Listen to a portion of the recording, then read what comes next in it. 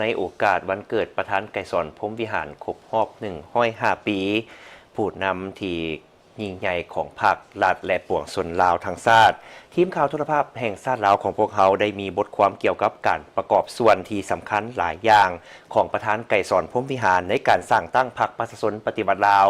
การสร้างตั้งสาธารณรัฐประชาธิปไตยประชาชนลาวเป็นผู้เข้าร่วมโดยกงในขบวนการต่อต้านจักรพรรดิต่างดาวที่เข้ามาหุกหานลาวเป็นผู้เคียงบ่าเคียงไหลกับประชาชนลาวลุกขึ้นต่อสู้จนได้หับไสชนะทั้งเป็นผู้เพิ่มพูนคูณสร้างความสามัคคีแบบพิเศษลาวเวียดนาม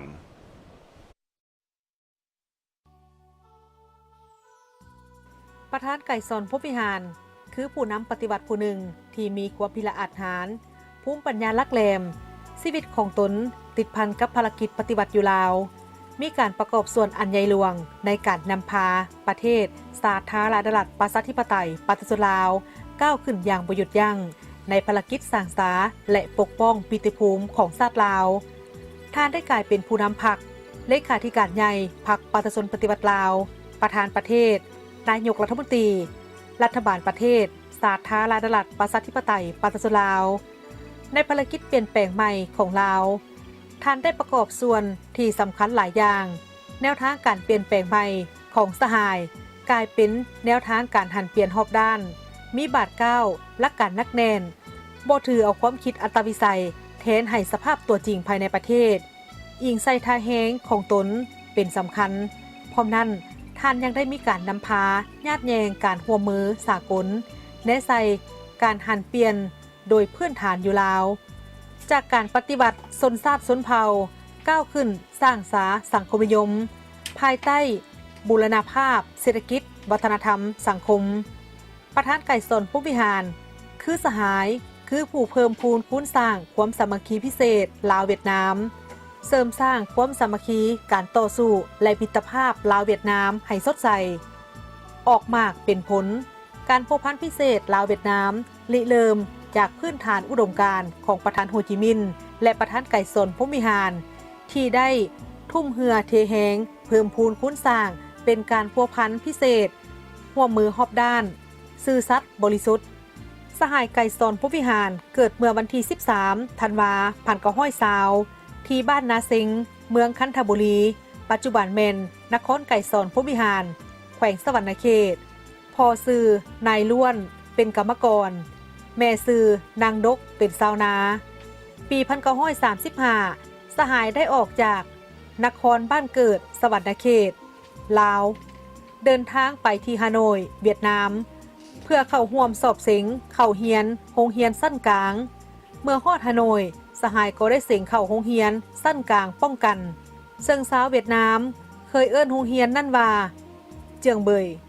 ในเวลาศึกษาหำเฮียนอยู่โรงเรียนแห่งนั้นสหายได้ศึกษาปึ้มเฮียนการปฏิบัติคือลาเซมโบมันสังรวมเลเปโลมหาชนโนเจวัวเสียงของมหาชนปรสารโฮเจเมื่อยจิตวิญญาณสาวหนุ่มยุคใหม่ก็ได้รับความสนใจอ่านจากบรรดานักเรียนปีสุดท้ายของการศึกษาสหายได้มีโอกาสอ่านหนังสือพิมพ์เลเปโปมหาชนซึ่งเป็นสำนักพิมพ์ใหญ่ของพรรคคอมมิวนิสต์อินโดจีน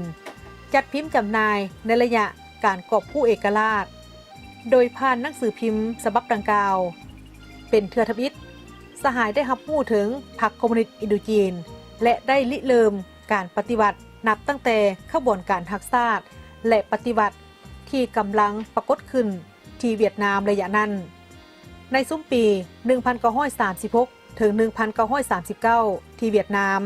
ขบวนการต่อต้านของสาวหนุ่มเรียกร้องสิทธิประชาธิปไตย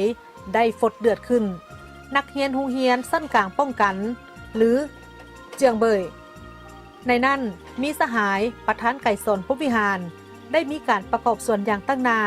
และเป็นขบวนฟุดฟื้นสหายได้ร่วมลงนามเข้าในจดหมายรวมที่ส่งถึงผู้ปกครองอินโดจีนเขต01เรียกร้องให้พวกเพิ่นต้องรายงานไปถึงผู้ปกครองอินโดจีนสูงสุดให้รับรู้ถึง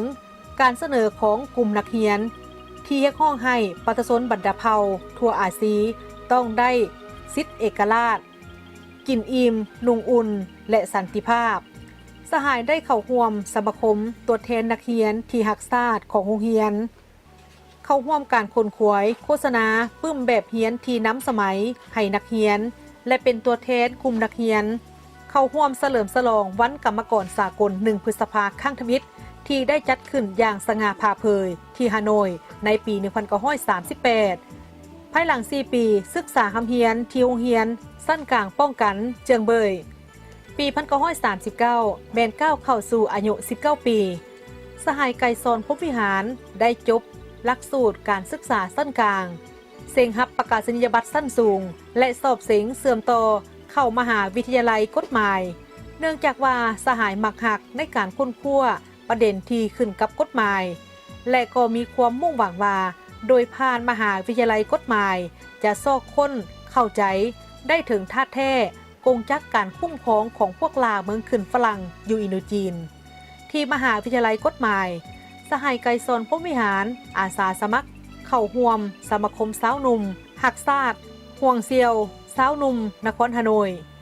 เป็นการจัดตั้งหนึ่งที่หักซาดและปฏิบัติของสาวหนุ่มเวียดนามการเข้าร่วมสมาคมสาวหนุ่มหักซาดห่วงเซียวของสหายเป็นบาทก้าวทำอิฐที่สำคัญในชีวิตการเคลื่อนไหวการเมืองของสหายไก่สอนพรหมวิหารในความเป็นจริงแล้วสภาพทางการเมืองอินโดจีนกำลังมีการหันเปลี่ยนอย่างไววาสุกยู่ให้ซ้ายหนุ่มหักซาดไก่สอนพรหมวิหารฮีบด่วนกับเมือลาวเพื่อร่วมกับปวงชนปฏิบัติปลดปล่อยซาดอยู่ลาว